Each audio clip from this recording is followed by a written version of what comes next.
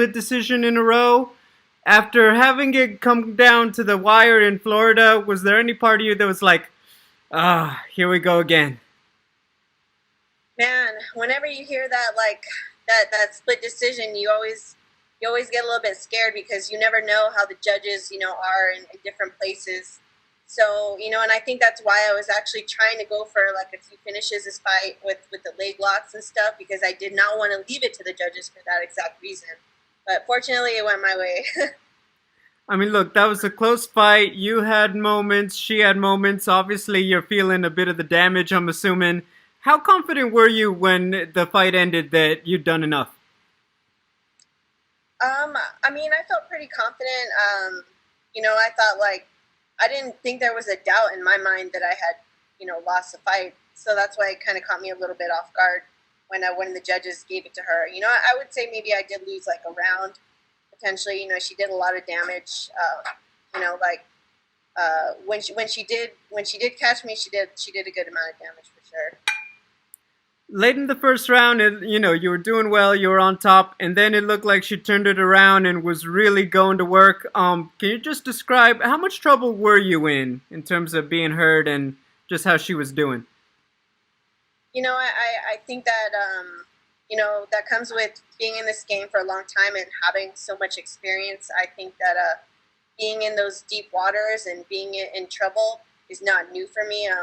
I think it's just all about weathering that storm and coming back, and just because you as long as you're not out, you can still come back. So in my mind, even when I'm in bad positions, it's never a question of like of quitting or anything like that.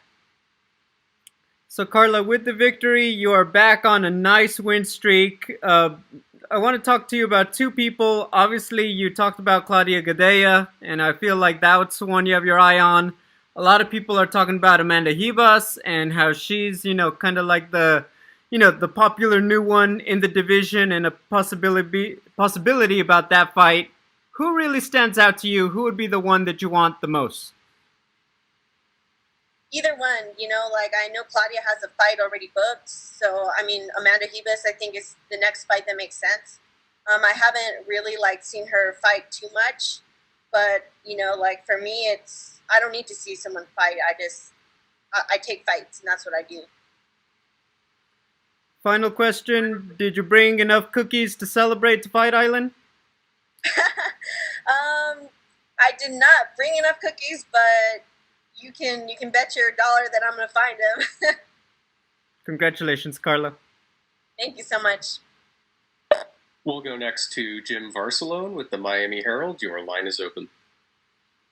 Congratulations. What has it been like for you being out at Fight Island and this whole experience, this whole change?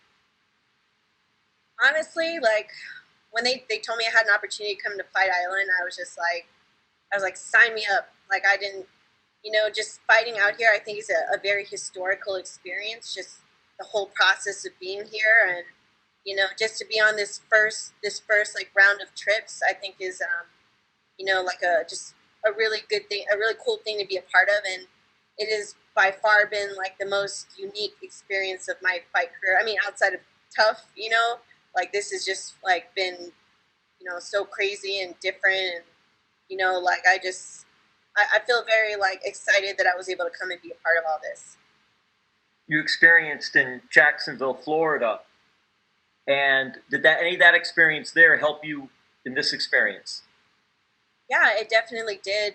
Like I think that just fighting with no crowd and fighting like just having these different like these tests is just kind of now it's just like it's just part of the routine, and like I think it's like just like any experience like in this fight game, I think that's just it's gonna help it helped me with this experience now, which was even a little bit more over the top because of everything going on, the sleep schedule and like more tests than we did in Florida. I think I did 2 tests in Florida, and we didn't really have to quarantine, but here was just like quarantine, super long flight, quarantine again, test again, test again, test again. It's just like nonstop, and like everything was just really crazy here. But like I said, just super stoked that the fighters are able to do what we love, because I know that there's a lot of people out there who have lost their jobs, lost their businesses, and we're we're still out here.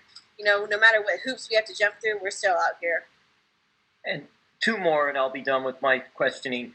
Curious, what are your thoughts just overall of the women's strawweight division? And geez, just so much talent in that division and being a part of all that. Oh my God, 100%. Like, honestly, for me, hands down, the strawweight division is the deepest division for the women. And like, you even look at the flyweight division, and how many of like the people fighting for the title have come from our strawweight division. You know, like Joanne Calderwood, I believe, is next up.